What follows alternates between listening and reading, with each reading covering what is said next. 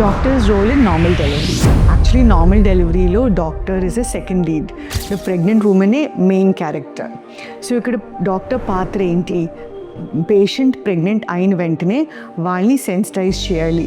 ఏంటి, ప్రెగ్నెన్సీలో ఫిజికల్గా యాక్టివ్గా ఉండాలి, వెయిట్ ఎక్కువగా పెరగకుండా ఉండమని, అండ్ న్యూట్రిషన్ ఎక్కువగా కాన్సన్ట్రేట్ చేయాల్సింది ఫైబర్ అండ్ ప్రోటీన్ మీద. అది కాకుండా ప్రెగ్నెన్సీ మొత్తానికి బేబీ అండ్ మదర్ వెల్బీయింగ్ని మానిటర్ చేయాలి.